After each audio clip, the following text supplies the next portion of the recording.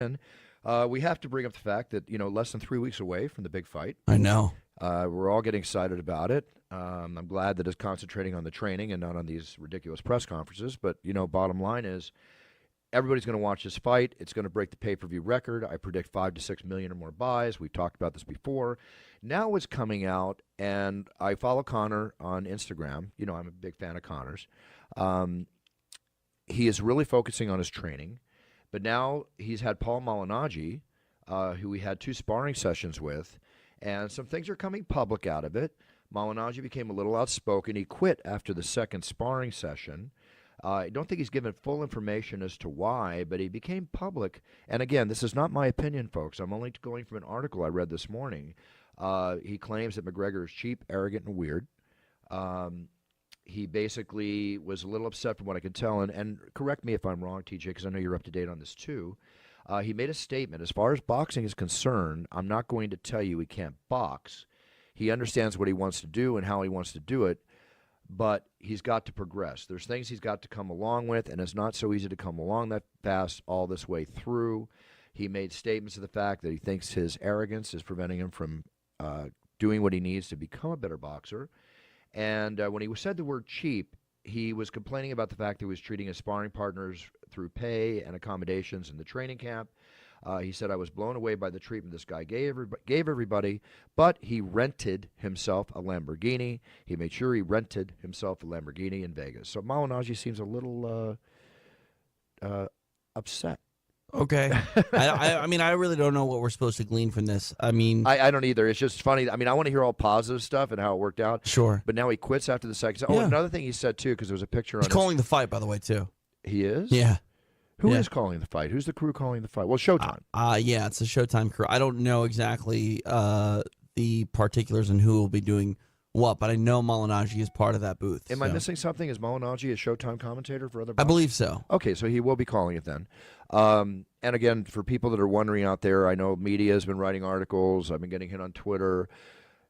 People would love the fact from what I'm reading, and I appreciate that, and thank you. I'm humbled by your comments. For if Michael and I were to be like dueling buffers in the ring that night for the event, I will make the statement right now. I've been in contact with Showtime. This is a Showtime production. I did work out for Michael to be the co-ring announcer at the last Mayweather-Pacquiao fight that occurred, the big fight that happened a couple years ago in 2015. Michael announced Pacquiao first, and Jimmy Lennon, with all respect to the classy Jimmy Lennon, he announced the Mayweather fight. I tried, folks. It's not going to happen where I'm the co-announcer. Now, will I be there that night? I am just going to say, as I said before, I may surprise you on fight night, August 26th. We will leave it at that. Let's not even conjecture about it. But with this coming through in the fight, there was a picture where Malignaggi was knocked down. Right. And he was upset because he thought that the people on Conor's side put that out looking as if Conor knocked him down, and he was claiming it was a slip. So seems like he's just a little disparaged. And we'll see how he sounds when he's watching the fight that night.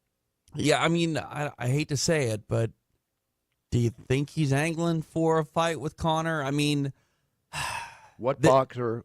Sure. What fighter? What fighter would not? Right. I mean, the jiu-jitsu practitioner probably wants to roll jiu-jitsu with Conor McGregor. Yeah. My goodness. What fighter would not? Yeah. It's just. I'll fight Conor. I'll throw my hat in the ring. Okay. I'll fight Conor. I'll throw my hat in the ring. I mean, who wouldn't want to get a few $1 million? You can beat the crap out of me for a few $1 million. Oh, I'll kill Conor McGregor. No, boy, we got. We got it. Right, hyperbolic. Hyperbolic. Yeah. You know what they call me? They call me the McGregor assassin. All right, I just assassinate McGregors every day. Listen, did I add a couple zeros to my paycheck? I don't know. You might have added about 5 or 6. Boom. See, the thing is, though, is that you've got to give. No matter how this fight comes out. It is a phenomenal situation that a man that doesn't even have, if I'm incorrect, tell me, a amateur boxing record. Correct. That does not have a pro boxing fight. Yeah. That is making his debut in pro boxing with a 0-0 record. Right. And is now going to receive the second biggest payday ever received by any professional boxer in the history of boxing. There's going to be a lot more zeros on his paycheck than there are even in his boxing record. You know what I'm saying? Yeah, that's the way to go. Yeah. Yeah. I don't know if we're going to hear the "Oh Must Go" that night, but it's like, wow. I mean, no matter what you think of Conor, Yeah. and for me personally, I'm a huge fan. I like Conor. I'm amazed. I'll say it again. 4 years ago in Irish welfare, and now on the Forbes 24th most earning list of athletes, going on to make 75 minimum, potentially 150 or more $1 million, however the ball falls after that night and all the calculations are made. Phenomenal. You can't take anything away. The gift of gab, the gift of marketing, the gift of having that personality. Like it or not, love it or not, appreciate it or not, respect it or not, you must respect the success of Conor McGregor. Yeah, no doubt about it. You know what's crazy, too? Think about this, Bruce. I'll ask you the trivia question. Go ahead. Conor McGregor's in this bout because he is brash, outlandish, over the top, super confident, and insanely marketable. Mm-hmm. He's also one of the best mixed martial artists in the world. Not the greatest. One of the best. How many title defenses does Conor McGregor have? Let me have a second. Vacated one. 0. Wait.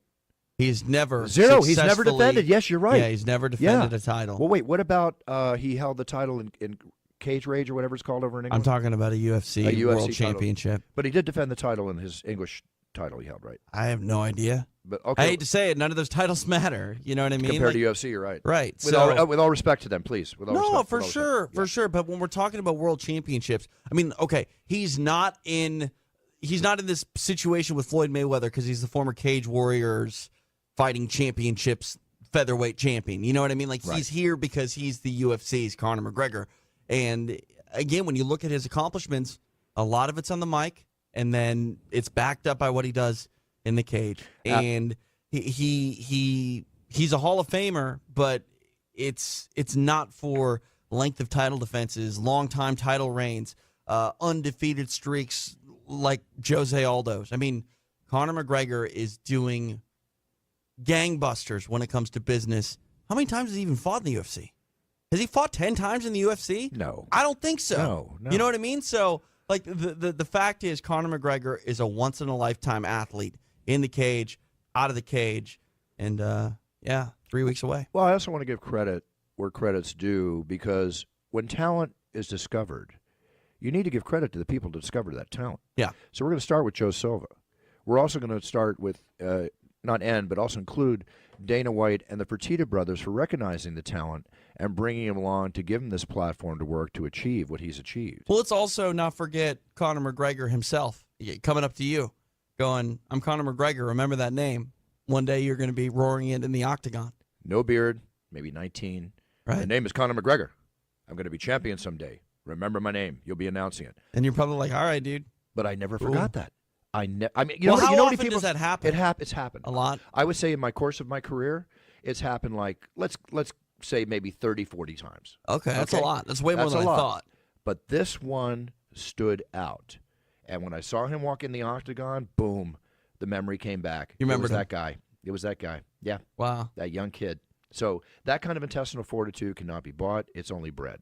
And it can't even be taught. No. It's bred. You either have it or you don't. And I'll say it again. Right now, it's Conor McGregor's world. We all live in it. What magazine cover do you think he's going to get if he wins this fight? All of them? All of them. Time magazine? All of them. All the newsstand. Wall Street Journal. Definitely Sports Illustrated right away. Science magazine. Yeah. Everything. Everything. He would be the ruler of the world. I swear to God, Bruce. Be the most popular, famous, and most successful athletes at that moment. Yeah. How he carries it from there, we will see. But yeah, it's there. It's a Cinderella story being written as we're watching. So he has 10 fights, by the way, on the button. 10 fights. He in the does octagon. have 10 fights in the octagon. 10. Yeah. Over a space of what, 4 years? Going back to Marcus Brimage, 2013, April of. So touch over 4 years. All right. So that's an average of 2.5 a year. But again, like he's just destroyed everything in his way in the octagon, and I don't mean like opponents. I mean everything. The walls, the fans, the opponents, save for Nate Diaz, which he avenged. I don't know. Conor McGregor, there's something so unique about the man, mainly because he says some outlandish stuff, and then he goes out there and does it. He backs it up. I know. And says he's going to beat Floyd Mayweather. Yeah, he backs. So, is he going to back that up? We'll find out. Time will tell. 3 weeks. Time will tell. I don't bet on fights that I announce, even though I may make an appearance that night in some way, shape, or form.